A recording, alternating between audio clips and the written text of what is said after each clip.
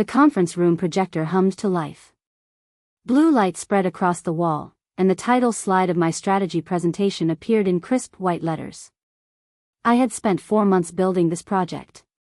80-hour weeks. Missed dinners. Sleepless nights running numbers until my eyes burned.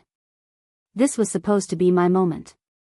But when I looked at the screen, my stomach dropped straight through the floor. Under the words, lead strategist, was a name I did not expect. Adrian Cole. My director. The man who had barely glanced at my work until 2 weeks ago. My name, Nadia Palmer, was completely gone. Not moved to another line. Not listed as a contributor. Just erased, like I had never touched the project at all. I raised my hand, confused and shaking slightly. Adrian saw me and cut me off with a tight smile before I could speak. This was a collaborative effort, he said smoothly. His voice was calm, almost rehearsed. The rest of the team nodded along like nothing was wrong. Then the client leaned forward. He was sitting at the head of the table, a man in a gray suit with sharp eyes. He looked at Adrian, then at me, then back at Adrian. So who actually built this strategy? He asked. The room went dead silent. Adrian answered before I could open my mouth. I led the strategy development, he said without hesitation. His voice was confident, steady, like he had practiced this exact moment in front of a mirror. He smiled at the client and gestured toward the screen. My team supported the execution, but the core framework came from my direction. The rest of the room nodded. A few people typed notes on their laptops. Nobody looked at me. It was like I had become invisible, like my 4 months of work had evaporated into thin air. I sat there stunned. My hands were cold. My throat felt tight. I had the spreadsheets. I had the research documents. I had the original drafts saved on my hard drive with timestamps proving every revision. But none of that mattered in this room, in this moment. Adrian had rewritten the story before anyone could hear mine. After the meeting ended, Adrian pulled me aside in the hallway. He leaned close and spoke in a low voice so no one else could hear. You did solid work, Nadia, he said. But if you want to grow here, you need to learn when to stay quiet. He patted my shoulder and walked away. I stood there alone, my heart pounding, wondering what had just happened to my career.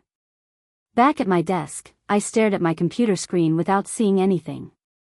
My mind kept replaying Adrian's words. Stay quiet. Like silence was a requirement for success here. Like swallowing injustice was just part of the job. My coworker Maya rolled her chair over.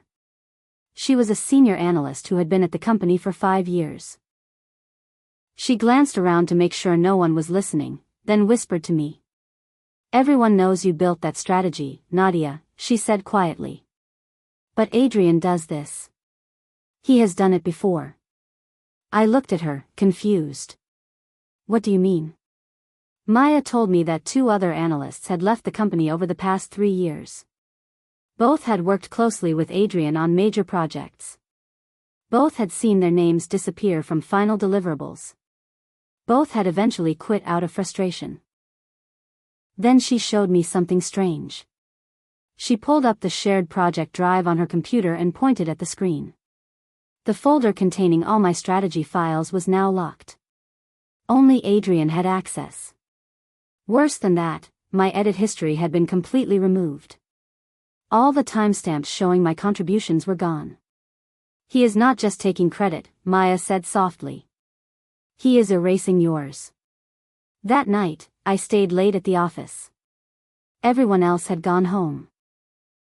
The building was quiet except for the hum of the air conditioning and the buzz of the fluorescent lights above my desk. I needed to know how deep this went. I logged into the company's archived backup system. It was an old server that automatically saved copies of project files every week. Most people forgot it existed. Adrian probably did too. I navigated to the strategy project folder and opened the earliest versions of the files. My breath caught when I saw what was there. My name was embedded in every single document. Every data model. Every projection chart. Every risk analysis spreadsheet. The metadata clearly showed my employee ID as the original creator. The timestamps proved I had built the framework from scratch starting 4 months ago. Adrian had only opened the files 2 weeks before the presentation. His edits were minor. Formatting changes. A few adjusted fonts. Nothing structural. That was when the full realization hit me. Adrian had not just stolen credit for my work. He was actively rewriting the historical record. He was trying to make it look like I had never contributed anything meaningful at all. I saved copies of everything to my personal drive and went home with a knot in my stomach. The next morning, an email arrived from the client. The global retail brand we had presented to was one of the largest accounts our company had ever landed. Their executive team had follow-up questions about the strategy's data model. They wanted clarification on the forecasting assumptions and risk calculations. Adrian forwarded the email to me within minutes. His message contained only one sentence. Draft the answers. I will send them. I stared at those 6 words for a long time. He was still using my work. Still relying on my expertise to answer questions he could not handle himself. But he wanted to keep me invisible. He wanted to remain the face of the project while I stayed hidden in the background like a ghost. I wrote the responses anyway. Detailed explanations of every assumption, every variable, every scenario I had modeled over 4 months. I spent 3 hours making sure everything was clear and accurate. Then I watched Adrian copy my words into his own email and send them to the client under his name. No acknowledgement. No thank you. Just silence. That was the moment I realized this was not a one-time mistake. This was a system. And I was trapped inside it. Maya found me in the break room that afternoon. I was staring at a cup of coffee I had not touched, lost in my own thoughts. She sat down across from me and spoke quietly. There is something else you should know, she said. She told me Adrian had built his entire career this way. For years, he had taken credit for work done by junior analysts on his team. He knew how to position himself in meetings. He knew how to phrase emails so leadership saw him as the driving force behind every success. But this project was different, Maya explained. This was not just another account. This client relationship was worth millions of dollars annually. It was the largest deal in our company's history. Senior leadership was watching closely. Industry publications were writing about it. If this project succeeds, Adrian gets promoted, Maya said. Maybe even to vice president. I felt sick. The man who erased my name was about to climb the corporate ladder on the back of my 4 months of sleepless nights. What can I do? I asked. Maya shook her head slowly. People have tried to fight him before. It never ends well. But something inside me refused to accept that answer. That evening, I started digging through old emails. I searched the company archive for any messages containing keywords from my strategy framework. I wanted to understand exactly when Adrian had started claiming ownership of my ideas. What I found made my blood run cold. 3 months before I was even assigned to the project, Adrian had sent an email to senior leadership. In it, he described the exact strategy one eventually created. The same market segmentation approach. The same risk mitigation framework. The same forecasting model. He had pitched my idea as if it were already his. He had done this before I had even started working on the project. But here was the problem. The email was dated before my first draft. Before my first spreadsheet. Before I had even been told about the client. That meant one of 2 things. Either Adrian had somehow predicted exactly what I would create months in advance. Or he had seen early notes I had shared internally and stolen them before anyone noticed. I checked the metadata on my original notes. They were timestamped 2 days before Adrian's email to leadership. He had taken my preliminary ideas from a shared brainstorming folder and presented them as his own vision. The theft had started far earlier than I realized. 2 weeks later, the client scheduled another call with our team. Adrian led the meeting as usual, walking through status updates and next steps. Everything seemed routine. Then something unexpected happened. The CEO of the retail brand joined the call. His name was Victor Harmon. He was not supposed to be there. He had never attended a working session before. His presence changed the energy in the room immediately. Victor started asking detailed technical questions about the strategy model. How did we calculate market penetration rates? What assumptions drove the 3-year revenue forecast?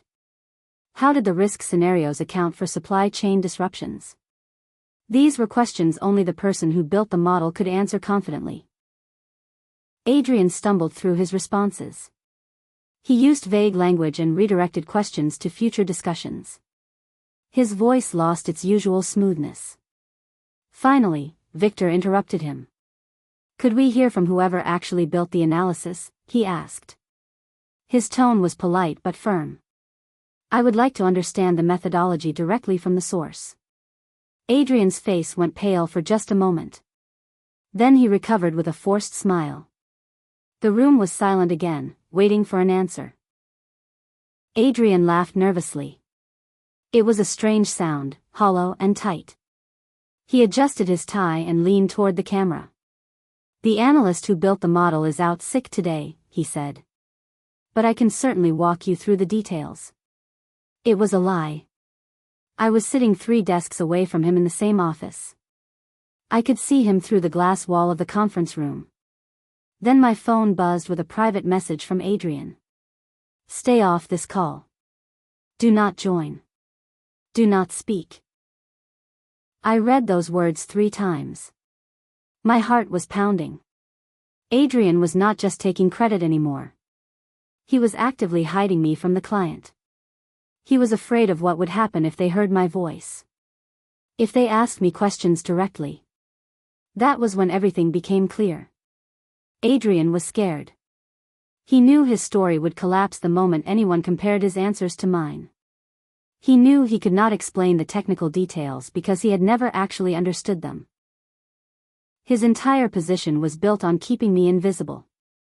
For the first time since this nightmare started, I realized something important. I had power. I just needed to figure out how to use it. That night, I checked my LinkedIn messages before going to bed. Between the usual recruiter spam and connection requests, one message stood out. It was from someone named Thomas Brennan. His profile said he was a senior vice president at the retail brand. The client company. He was Victor Harmon's direct report. His message was short and professional. Ms. Palmer, I would like to understand more about the data model behind your strategy. Victor mentioned there was some confusion on today's call. Would you be available for a brief conversation? I read the message 5 times. Someone inside the client organization knew the truth. Or at least suspected it. They had seen Adrian struggle with questions. They had noticed the gaps in his explanations. And now they were reaching out to me directly. This was a risk. If Adrian found out I was talking to the client behind his back, he would find a way to punish me. He could block my promotions. Damage my reputation. Maybe even push me out of the company entirely. But this was also an opportunity. Maybe the only one I would get. I typed a careful response agreeing to a call. Then I pressed send before I could change my mind. The call with Thomas Brennan happened 2 days later.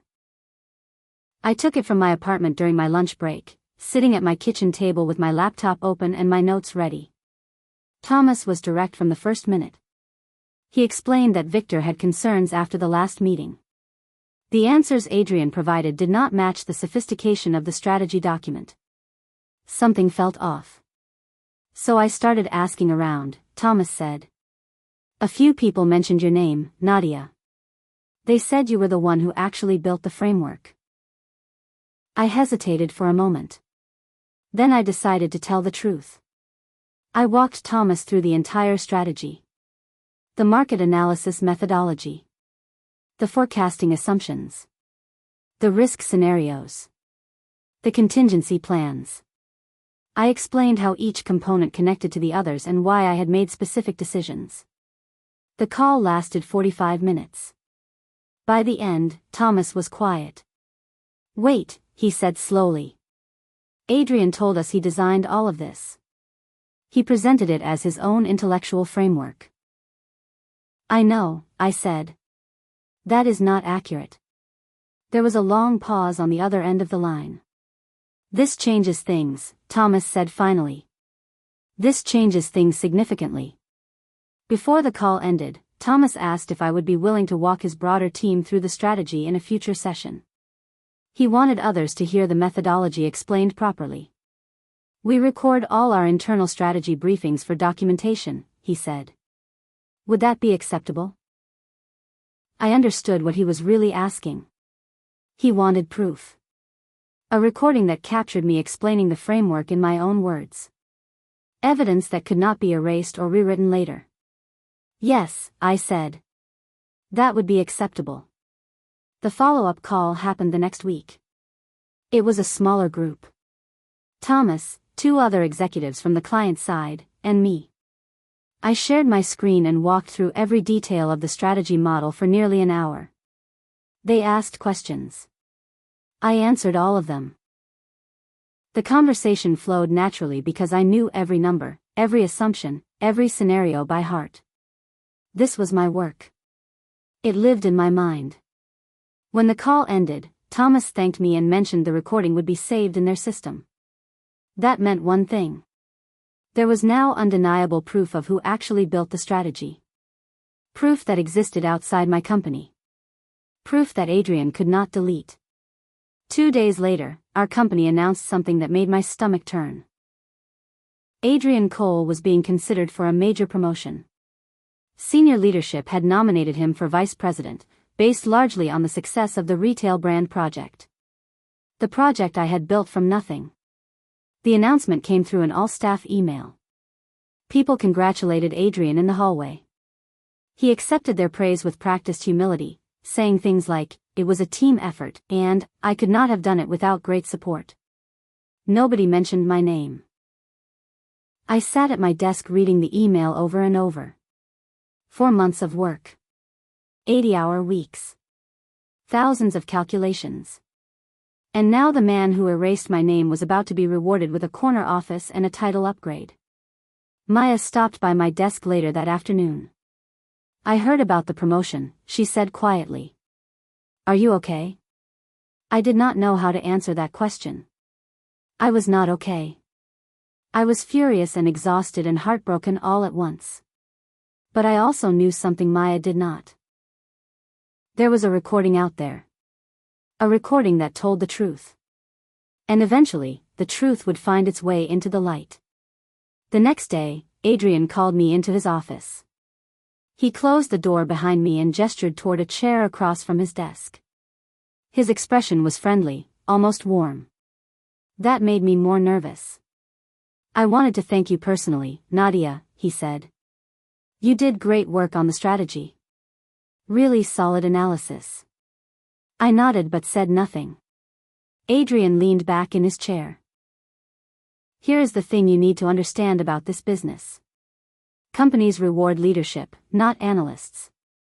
That is just how it works. The people who rise are the ones who know how to position themselves." He smiled at me like he was sharing valuable wisdom. "If you keep supporting me like this, you will go far here. I take care of the people on my team."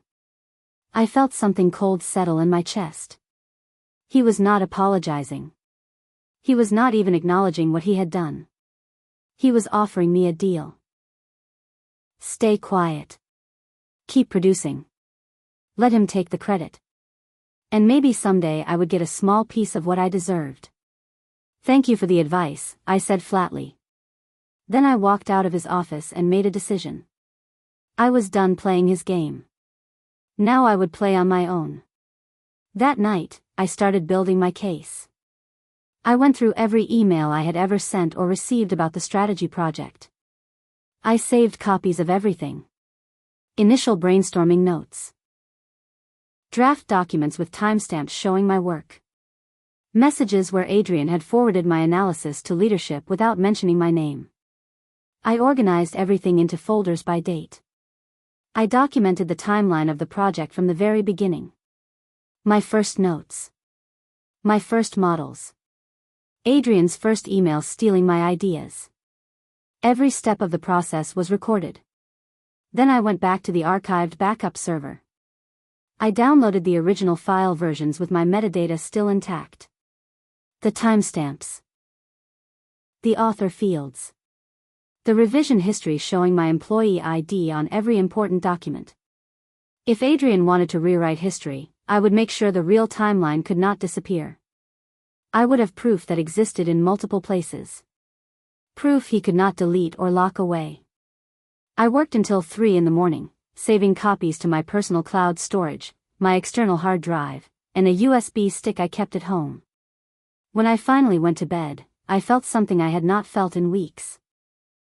A month later, the client announced something that changed everything. They were planning a major strategy rollout meeting.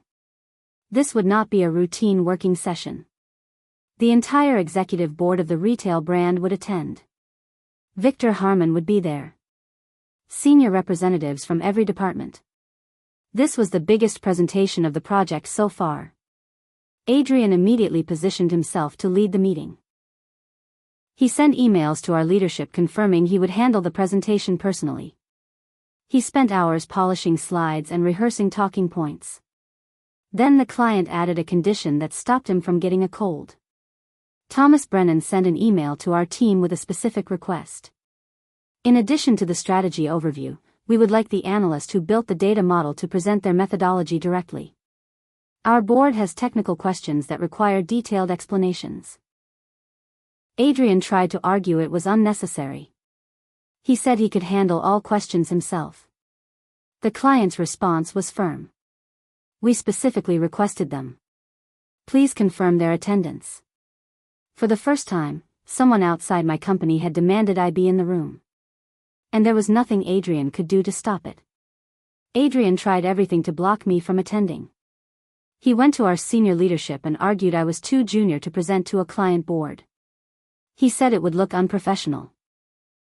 He suggested sending written documentation instead of a live presentation. None of it worked. The client pushed back on every objection. Thomas Brennan made phone calls. Victor Harmon sent a personal email to our CEO expressing how important it was for the model's creator to attend. They were not asking anymore. They were insisting. Adrian pulled me aside in the hallway the day before the meeting. If you go to this presentation, Nadia, he said quietly, make sure you follow my lead. Do not contradict anything I say. Support the narrative. I looked at him without responding. This is for both of us, he added. If this goes badly, we both suffer. But I knew that was not true. He was trying to protect himself. He knew what might happen if the client started asking me direct questions. He knew his story could fall apart in front of everyone. I nodded once and walked away. Tomorrow will be the most important day of my career. And I was finally ready. The day of the presentation arrived. The client's executive boardroom was enormous. Floor-to-ceiling windows overlooked the city skyline. A long polished table stretched across the center of the room, surrounded by leather chairs filled with executives in expensive suits. I counted 14 people from the client side. Victor Harmon sat at the head of the table. Thomas Brennan was positioned nearby with a tablet in front of him. Every face in the room looked serious and focused. Adrian stood at the front of the room with his laptop connected to the projector. He smiled confidently as the first slide appeared on the screen. My slide. The one I had designed 4 months ago. Good morning, everyone, Adrian began. I am excited to walk you through the strategic framework we have developed. He clicked through the presentation smoothly. Market analysis. Competitive positioning. Revenue projections. He spoke about each section like he had created it himself. I sat in a chair along the wall, watching silently. Everything seemed to be going according to Adrian's plan. Then Victor Harmon leaned forward and raised his hand. Before we move forward, he said calmly, I have a question about the risk model. Adrian stopped mid-sentence. The room grew quiet. Victor Harmon's voice was steady and calm. Could the person who actually built the strategy explain the risk model? He asked. I want to understand the specific assumptions behind the downside scenarios. Adrian jumped in immediately. Of course, he said, forcing a confident smile. I designed the risk framework to account for multiple variables. The core assumption is based on historical volatility data combined with forward-looking indicators. Victor's expression did not change. What volatility coefficient did you use? Adrian paused. His confidence flickered. We used industry-standard benchmarks. Could you be more specific? Victor pressed. The model shows a 17% variance threshold. How was that number calculated? Adrian's face went pale. He shuffled through his notes, searching for an answer he did not have. The calculation was based on. He trailed off. Based on proprietary methodology developed by the team. The room was silent. Everyone could see he was struggling. The numbers in the model were precise and complex. They required deep knowledge of the underlying data. Knowledge Adrian did not have. Victor glanced toward the side of the room where I was sitting. Perhaps someone else could clarify, he said deliberately. All eyes in the room turned to me. Victor Harmon looked directly at me. Ms. Palmer, you built this strategy, did you not? He asked simply. The question hung in the air. 14 executives waited for my response. Adrian stood frozen at the front of the room, his face unreadable. For months, I had been invisible. My name erased from documents. My work credited to someone else. My voice silenced in meetings where I should have been recognized. Now someone was finally asking the truth out loud. Yes, I said. I built the strategy. Victor nodded slowly. Then please explain the risk model. I stood up from my chair and walked toward the presentation screen. My heart was pounding, but my voice was steady. This was my work. I knew every number, every assumption, every calculation. The 17% variance threshold is calculated using a weighted standard deviation of quarterly performance data from comparable market entries over the past 7 years, I said. I cross-referenced 3 different industry databases and adjusted for regional market conditions. I continued explaining. The executives leaned forward, listening closely. Some took notes. Others nodded as pieces clicked into place. For the first time in 4 months, the right person was telling the story. I walked through the entire strategy model step by step. Every section. Every component. Every decision I had made during those 4 months of work. I explained the market segmentation approach and why I had chosen specific customer categories. I walked through the revenue forecasting methodology and the assumptions underlying each projection. I described the competitive analysis framework and how I had identified key threats and opportunities. Then I covered the risk model in complete detail. The scenario planning logic. The contingency triggers. The sensitivity analysis that showed how different variables affected outcomes. I explained the mathematical formulas I had built and why I had calibrated them the way I did. The room grew quieter as I spoke. Executives who had been skeptical began nodding. People who had questions found answers. The sophistication of the work became clear to everyone in the room. When I finished, there was a long pause. Victor Harmon looked at Adrian, then back at me. Thank you, Ms. Palmer, he said simply.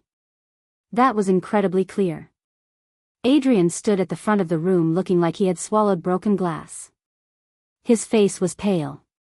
His hands gripped his laptop like a lifeline. The truth was finally in the open. Then something happened that I had not expected. Thomas Brennan reached for his tablet and connected it to the room's speakers. Before we conclude, he said, I want to share something with the group. Several weeks ago, I had a separate conversation with Ms. Palmer about this strategy. I recorded it for documentation purposes. He pressed play. My voice filled the boardroom. The recording captured our call perfectly. Every explanation. Every technical detail. Every answer I had given about the methodology. The timestamp on the recording was clear. It was dated 3 weeks before today's presentation. The executives could hear me walking through the framework long before Adrian had claimed to explain it himself. When the recording ended, the room was completely silent. Thomas looked around the table. This recording shows that the strategic framework was explained in detail by Nadia Palmer well before today. The methodology, the assumptions, the calculations. All of it. Victor Harmon's expression was unreadable. Several other executives exchanged glances. Adrian stood motionless at the front of the room. There was now undeniable proof. Physical evidence that told the same story I had been living for 4 months. And everyone in that boardroom had just witnessed it. The fallout began within hours. After the presentation ended, Victor Harmon pulled our company's senior leadership into a private conversation. I was not in the room, but I heard what happened afterward. That evening, our CEO announced an immediate internal investigation into the strategy project. The executive team wanted to understand exactly how contributions had been recorded, credited, and reported to the client. Within 2 days, investigators had reviewed everything. The archived file versions with my metadata intact. The email timestamps showing Adrian had forwarded my work to leadership under his own name. The original documents proving I had created the framework before Adrian ever touched it. The evidence was overwhelming. Every piece of proof I had quietly saved over the past weeks told the same consistent story. Adrian had systematically removed my name from documents, erased my edit history, and presented my work as his own for months. His promotion nomination was withdrawn immediately. Our CEO sent an internal memo stating that concerns about proper attribution required further review before any leadership decisions could be made. Adrian's corner office dreams disappeared overnight. The house of lies he had built on my work collapsed under the weight of 1 recording and 100 timestamps. 1 week later, the client made a surprising announcement. Thomas Brennan called our CEO directly with a specific request. The retail brand wanted to restructure the engagement model going forward. They wanted the person who built the strategy to lead its implementation directly. They wanted me. The offer came with significant terms. I would be the primary contact between our company and the client. I would manage the rollout team. I would report progress directly to Victor Harmon's office. My name would appear on every deliverable. Our CEO agreed immediately. The client relationship was too important to risk over internal politics. Adrian was quietly reassigned to a different division within the company. Not fired, but moved far away from the project he had claimed to build. He would spend the next year working on minor accounts with no visibility and no glory. I moved into a larger office the following week. The same office Adrian had once used to warn me about staying quiet. Sometimes justice arrives slowly. Sometimes it arrives all at once. Either way, it arrives. The project that nearly destroyed my career had become my resurrection. 6 months passed. The strategy implementation became the biggest success our firm had ever delivered. The client's revenue grew by 32% in the first 2 quarters. Industry publications wrote articles about the innovative approach. Our CEO mentioned the project by name in 3 separate earnings calls. My name, Nadia Palmer, was on every slide. One Tuesday afternoon, I stepped into the elevator at our office building. The doors were about to close when a hand stopped them. Adrian walked in. He looked exhausted. The confidence that once defined him had faded into something smaller. He stood in the corner of the elevator and avoided making eye contact with me. The floors ticked by in silence. Just before the doors opened at the lobby, Adrian muttered something quiet. "You did not have to destroy my career." I turned and looked at him directly. His eyes finally met mine. "You should not have tried to build it on my work," I said calmly. The elevator doors opened. I stepped out into the sunlight, leaving Adrian standing alone behind me. Some people learn that stolen success never lasts. Others never learn at all. But I had learned something more important. My work had value. My name mattered. And no one would ever erase it again.